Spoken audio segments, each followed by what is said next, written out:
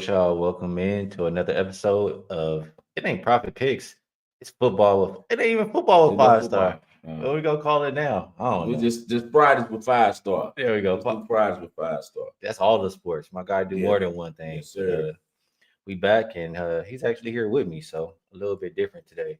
We're gonna talk about a couple college basketball games and quick and easy, get in and get out. See if we can help you guys make some money. What up, JM?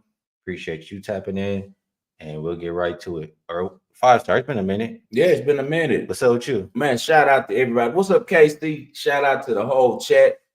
I haven't seen you guys since the Super Bowl. Congratulations to everyone in the chat who took the Eagles. Great call by you guys. If I could do it all over again, I'd have the same handicap just because this was the first time in that situation that Mahomes had done that. We're going to keep betting Mahomes, but on that day, you guys made the right choice. I'm really happy for Jalen Hurts that he was able to win the Super Bowl MVP. And I'm also glad that I was able to get across to you all in the chat about how we approach these Super Bowls as it's just a normal game. So we didn't get out there and go crazy. So with that said, we were able to make a lot of profit with the props still because it was just a 2-unit bet. It wasn't a bet that we went crazy with on the Super Bowl. We were able to cash Jalen Hurts anytime touchdown at -115, Xavier Worthy at +155, and the biggest bet was the under 114.5 on Saquon Barkley. But once again, respect to everybody who took the Eagles, man. Good job. I hope you guys have a great offseason enjoying that money. Yeah, that under on Saquon, that was easy. I was like, I wasn't even sweating that the whole game. Yeah. I should have took the Jalen Hurts one too, because I took shortest touchdown under 1.5. Yeah. And them kind of coincide. I was like 1-1 with that. I should have like parlayed or same game or something with that. Xavier Worthy, though, man, if you had 2 touchdowns, I believe it was +900 or something. It was crazy. Yeah, and we knew he was gonna get off too, because not really. No. Yeah, not really. It just happened to work out that way. But hey, great football season overall. We had a really great season giving out games on here with college football and pro football, and I think we did pretty good. What you think, Skee? We definitely did. Yeah. You know, I don't usually bet college football. Like the last season before, I bet 4 games the entire season, and it was all probably Longhorn games. Yeah. This is my first full season. I bet like over 100 games, and we came out profitable. And a lot of it is listening to you, and you know, I'm capping a little bit of games on my own, but you know, you got in the ship and you got us to a positive season. So appreciate that. No, and NFL profitable too. Oh yeah, we did really well. We did a thing on football. Yeah, we did. Man, and we're talking about after Super Bowl. We was like, man, we don't even really got any money on it. It's just the whole about our reputation. Like reputation of what we do is huge, man. So you guys will be surprised, man. I'll lose a $10,000 bet, just be like on to the next game. But if I lose a bet, I give you guys for free. It really affects me, man, because I really want you all to win. You're in a different position than we are. We've been betting for so many years, man. We're kind of ahead on the book, so we're always digging in the bankroll that's from the past to beating the book, you know. And I understand some of you guys go to work, don't do this full time, so we take it really serious with the free plays, man. So let's try to get some winners in today. Let's get it. Before we do, last thing. My boy I grew up with. Okay. He die-hard Eagle fan. He coming here bringing the emojis. He think this gonna be a regular thing. Is it gonna be a regular thing for the Eagles? Just your opinion. Okay.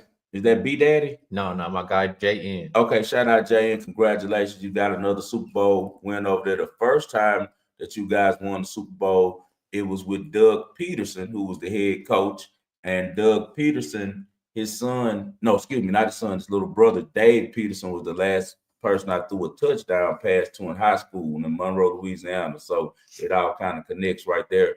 Eagles are really well ran. Howie Roseman was there then, and he's there now. So as long as he continues to be there, the Eagles are always going to be in contention. Now it comes down to what type of coordinator does Sirianni go and hire? Because we saw the fall off happen when he lost the 2 coordinators that they had when they went to the Super Bowl against Kansas City, and when they both left and took head coaching positions. Now, is he able to replace, on the offensive side of the ball and put the right guy there as the OC now is becoming the head coach over there for my Saints, and they're saying he might be the next Sean Payton. We'll see. But, hey, man, once again, congratulations. I think the Eagles will be around because Jalen Hurts is a really good player, and people are going to learn to respect that he's really a winner. He is a winner. You got to give him credit. So, That's that. We'll move on though. Let's talk basketball, man. Yeah, but I can't give him too much Yeah, prop. I can't do too much. I get sick. Yeah. All right, Marquette and Villanova. This one opened up Marquette -1. We now see them -1.5, and total open. I mean, total ain't really moved. When I was looking at this one, the first thing that popped out to me is Marquette usually beats Villanova every time. Yeah. So why is the line only 1.5? That's the first thing that comes to my mind. You know, it's Right. not the same Marquette. It's no Kolick, no Iguodaro. Is this Marquette team still good enough to beat on Villanova, or is this Villanova's shot to punch back? Much like college football, every time that I try to think in that manner with college basketball, it kind of bites me. I just try to bet what my system says and what I like to do a lot of scouting. I base most of my system on what I believe in the coaching first in college basketball, and then the players, which playmakers, especially at the guard position, that they have that can make things happen when the shot clock's running out. Who shoots really well from the free throw line? 'Cause that's so important in college basketball because, as you know, the referees are really involved in college basketball, man. So you get a lot of whistles. So all of that stuff is important to me. With that said, it's a lot of public money on Marquette. If I'm betting on this game, I'm taking Marquette. Why wouldn't I?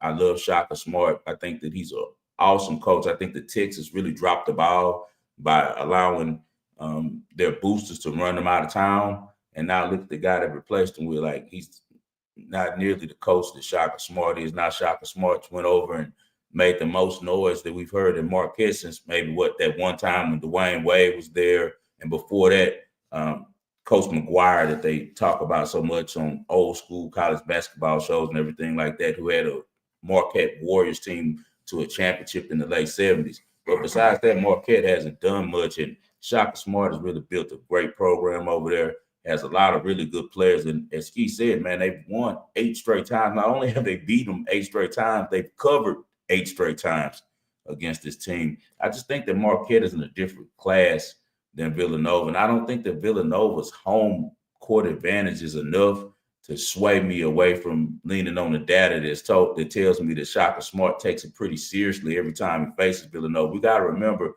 when Shaka Smart came to the league, Villanova was coming off a national championship, with their old coach, Jay Wright, and they were really a big name in the Big East. They still are, but they aren't winning as much. I just think that Kyle Neptune drops the ball a lot. They have a pretty good roster.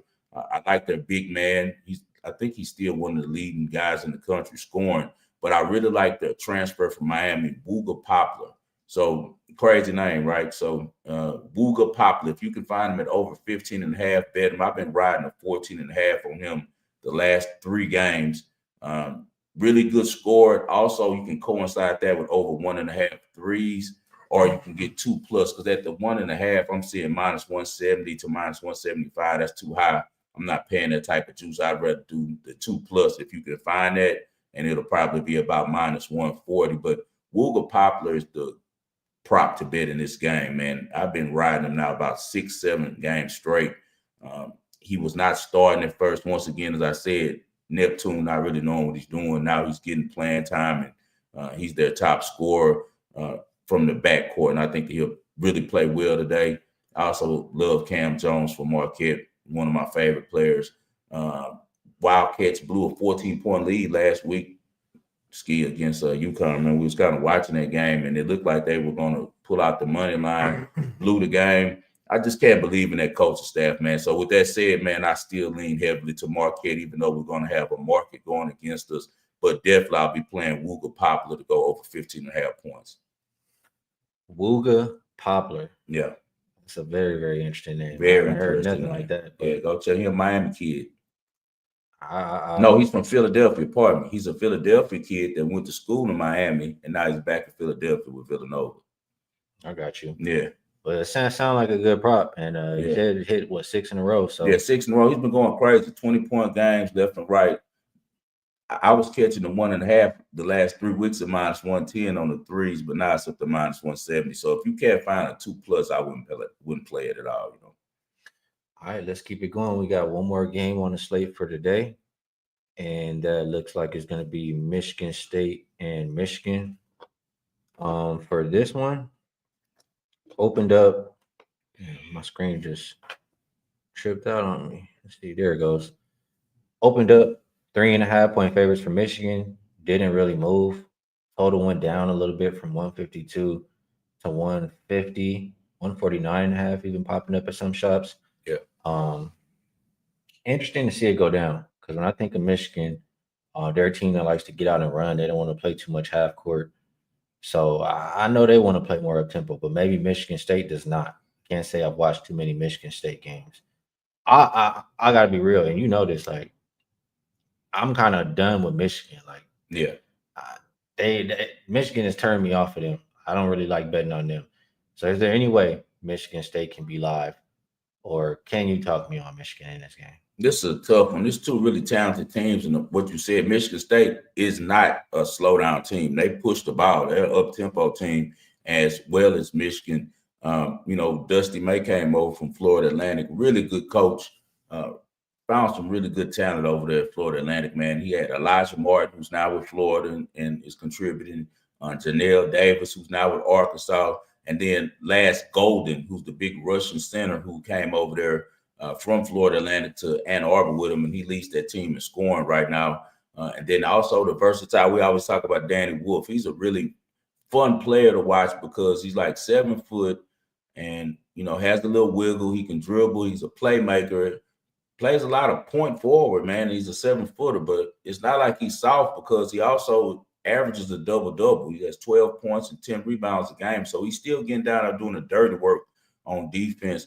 And they invert you. Like Michigan makes you play a whole different way because they drag out this 7-foot guy. Now your center's out there or your power forward trying to watch him because he can drive past him. He's quick enough and he doesn't, mess up when he gets to the rack. He's going to lay the ball up or he's going to, make a really good pass for a dunk, usually to Golden or kick it out to shooters. And they have a lot of shooters for Michigan. They got Namari, Burnett, Trey Donaldson, Ohio State transfer Rodney Gale. I can't believe the guy came from Ohio State and went to Michigan, but that's what he did. Rodney Gale is over there as well. They're just a good team. And like I said, I trust Dusty May to always have an effective offense. He's shown at Florida Atlantic the type of offensive wizard that he is. So Michigan is going to put up points, as you said.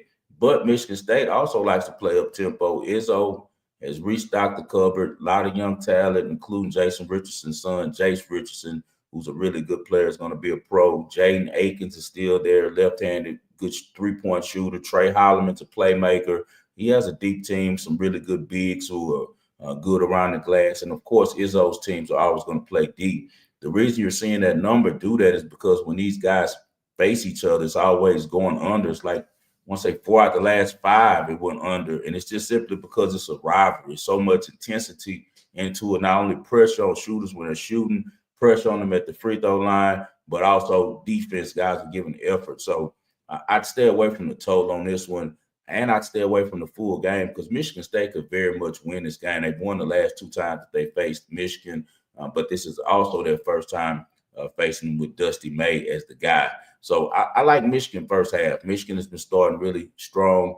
They have some dead-eye shooters. They tend to get up tempo. You and I usually like to go over 71 on the first half with them, go with their overs. But like I said, I don't know about this game just because of the competition aspect. I'll go with Michigan first half at -1.5, but I take it on the money line at -130. I think the juice is worth the insurance. They proved to be a really good home team in the first half. I'd stay away from the full game because it can go either way. All right, interesting way to look at it. Somehow, some way, usually chop the games in half for the Michigan games. Yeah. Just not necessarily looking at the total this time around. So good stuff.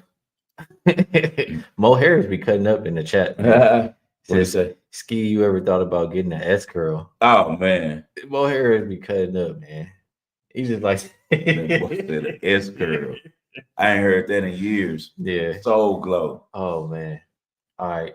Quick and easy today. Yeah, we got 2. We don't wait because Saturday, man, the lines might change and everything. There's some good matchups coming on Saturday, but yeah, we wake up and feel a whole different way. Feel a whole different way. Yeah. So that'll be the show for today. The 2 primetime games. I know we don't usually do a best bet, but if you want to give a quick recap and then maybe anything you would like to promote, feel free. Hey guys, we're gonna go with Marquette. I just gotta deal with whatever happened with. I don't think the Marquette loses to Villanova. Not after 8 straight, all on the Shaka Smart, and they covered 8 straight times. You get a short number. Just give me money line on it and give me Marquette. And then also we're gonna go with Wooga Poplar to go over 15.5 points and also over 1.5 threes. Once again, don't pay that juice if you don't have to. If you got one of those sites, you can do 2+. I do that. He has been going over 2 on his 3-pointers. Also, we're going to go with Michigan first half in the rivalry game against the Spartans. Michigan just is a really good offensive team. Michigan State is as well, but not as efficient as Michigan is. So I think that they'll get off to a quick start in this one. As far as promotion, you see this cap right here. It's us versus the machine. It's always that.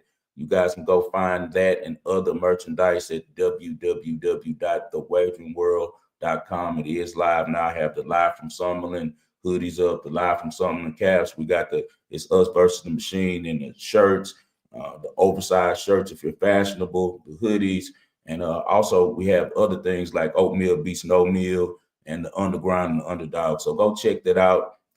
Also the logo with the Earth sign as well, just the basic Wagering World one as well. We have that. Just go to the site, check it out, sign up with your email, try to get some free picks to your email. And also, you guys go and subscribe to the Wagering World on YouTube. Thanks. Wageringworld.com. Check my guy 5 Star in Vegas out, and also give him a follow on X at 5 Star in Vegas. I haven't made a college bet, and I've been pretty cold lately, so I would just rock with my guy. That would be my best bet for today. If you guys want to hear a little bit more about NBA, I'll be up next with my guys Wham, Dutch, and Babano. And then, yeah. He asked about Dubai. I got to give him that one. Yeah. I got to give him that. 1 second. I got some notes on that. I'm going to be quick. 1 second. I just want to check my tennis. Yeah, I got to give him that because we did good today. The group, we had Andreva, and we also had Clara Towson. I gave out Clara Towson on my show the day before when she faced Noskova. We've done really well in that tournament. And my boy be locked in on his tennis for real. Oh, I love it. That's my favorite thing to bet. He pull up. I know what he's doing. He watching his match. He pull up. I say I unlock the thing for him to come in. He say, "All right, I'm just getting my stuff together." I know he down there watching his tennis match. I just cashed on it. I had Towson. She was playing in the third set against my girl Muhova, who I've bet so many times before. I've been watching tennis probably. I was started watching when I was a kid because I was bored. So when football season was over, I'm glued to my tube, just living in my world on ESPN because I don't want to go outside to all of the foolishness that's going on. I'm 10, 11 years old. I just started watching tennis, right? This back in the game. And so it just made me what now I've been watching so many years. I kind of understand how to bet. And what's crazy, I don't know how to swing a tennis racket. But now if I hit a tennis ball right now, it'd probably go out the freaking door or something. It wouldn't. I can't hold it right. I don't know anything about it, but I can bet it. And I can tell you what, man, I would not fade Miss Mira Andreev. She's only 19 years old, but she's an assassin, man. She's going to be the #1 player in the world soon. Towson has been really good, man, in finals matches. She's won a couple of tournaments already. You always have to worry about her getting frustrated and also with her physicals. Like she's always in some, conditioning issues and stuff like that. Like if she can survive the whole match without retiring, she was retiring a lot a couple of years ago. But she's always been a big swinger. But the difference is Andreev can hit from the baseline with her, and she has just a little bit more movement, a little bit more defense than her. I wouldn't fade Mira Andreev. She's really confident right now after, dominating Swiatek like she did today, surviving in another tough match against another really good player and Rebikina. So I'm going with the young girl. 17. She's 19 now. 19? Yeah, she's 17. That's what's on that. Oh, she might be. I don't know. She's somewhere under 21. She's a baby, like she's 15. She's such a little princess. She's a really good player, man. I love to see her play, man. And she's the younger. Her older sister is not good at all. She's way better than Erica. But Erica's definitely, enjoying the fruits from her sister's wins. They both live in Cannes, France. Some kind of life to live, right? Yeah. Like 20 and 17 living in Cannes, France. Yeah. Yeah. Hey, I gotta make my way over there. I know it's some nice things over there, man. Oh yeah, man. You gotta go do that. Jesse, he says 5 stars the GOAT. Appreciate you, Jesse. Salute, man. All right, y'all. I'm gonna be over there with the OG crew. We'll talk out some NBA, see if we can make some more money, and we'll catch you guys with 5-star again next week. Peace. Yeah, good stuff, brother. Yep.